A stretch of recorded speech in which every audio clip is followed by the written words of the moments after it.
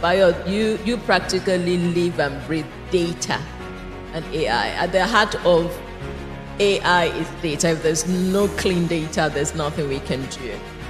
Can you share experiences where data analytics has helped to identify new business opportunities? Because there are people here that they're at the time that they're in a business, but they're beginning to think that, there are times you feel in your business that I think we need to pivot. Anybody feeling that way? I need to pivot in my business.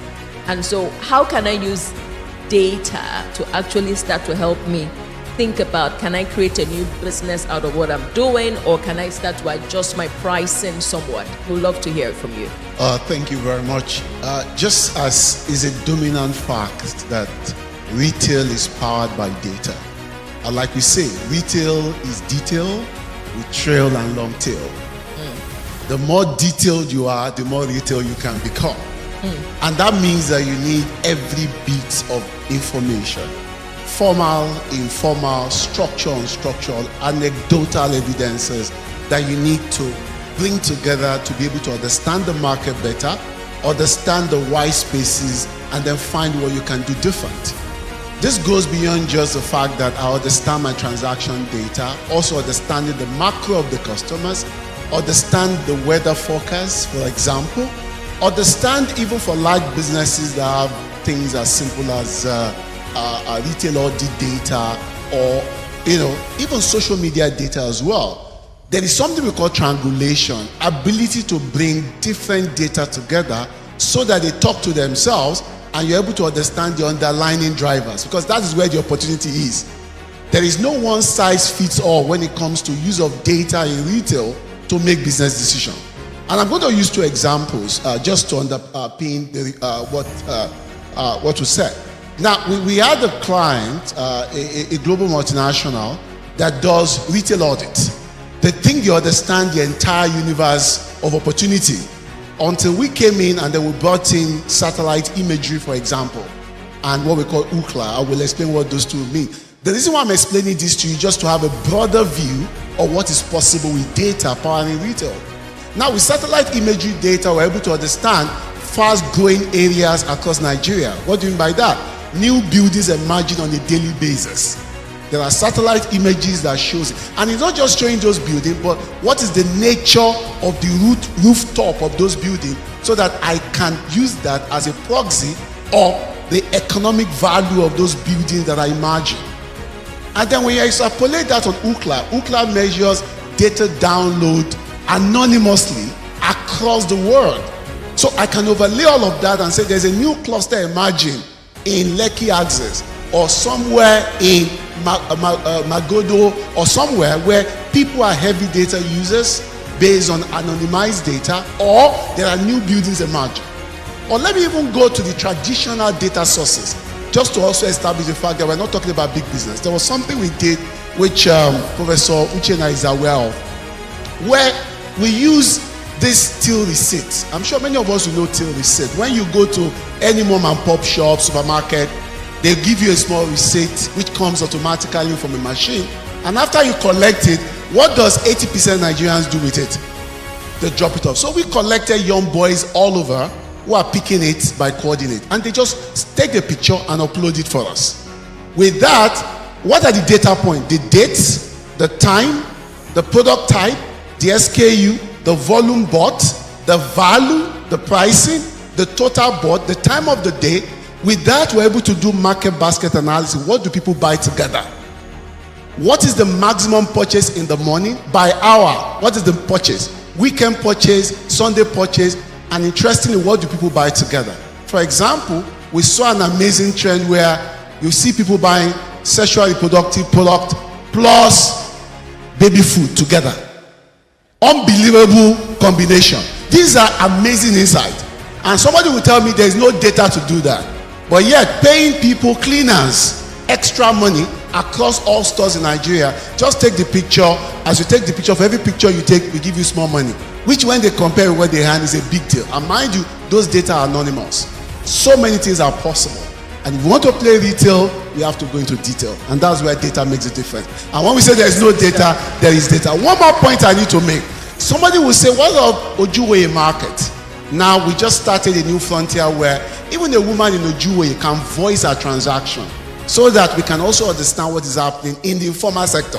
What are they selling, and how can that also enrich that body of knowledge? So essentially, if you want to play detail, look for the data and you're going to get it. Thank you. Bayo, because you have been in this space much longer, and I'm kind of curious to get your thoughts on external factors that you think can actually inhibit or slow down the adoption of emerging tech from your own experience over the years. Thank you very much. To be very frank, people are shy of technology, and so therefore we must situate technology within their context. And that speaks to the issue of infrastructure.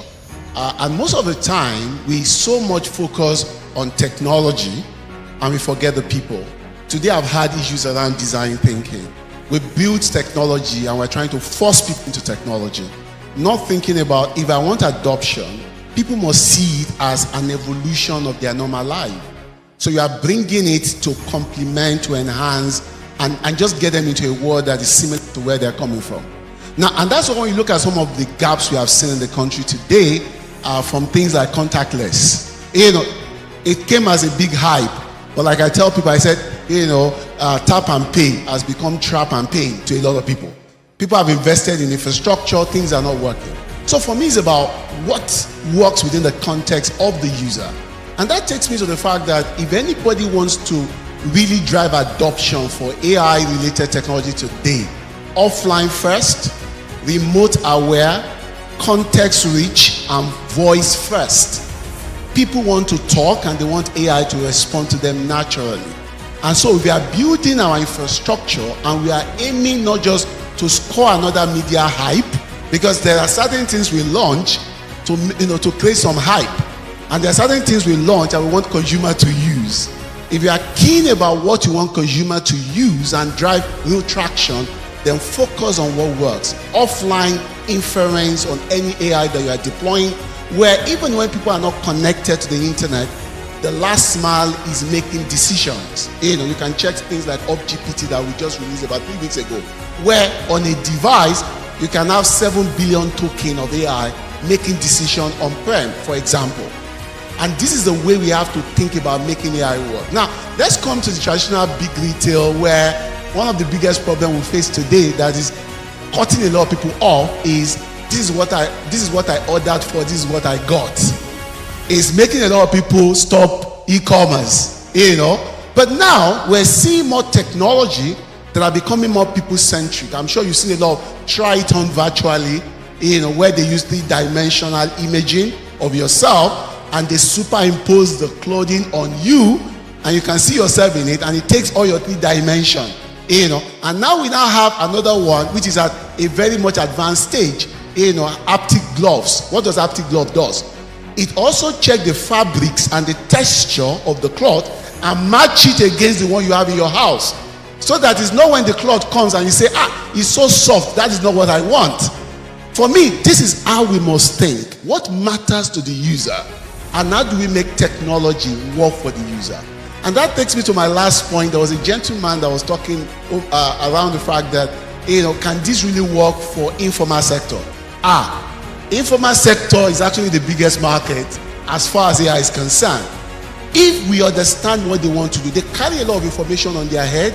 They are one of the smartest brains, I'll tell you, because they know what to. It's like a mama put. A mama put knows who to give credit to and who not to give credit to. She knows when to sell rice and beans with plantain.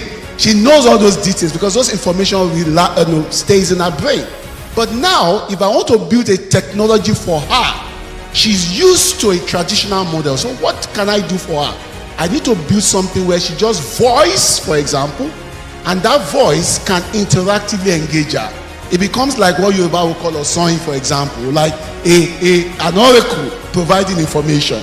So my philosophy is customer first, context first, offline mode, and voice first. That will make a difference in addressing the barrier to adoption that we have seen in our client. Thank you so much, Bayo.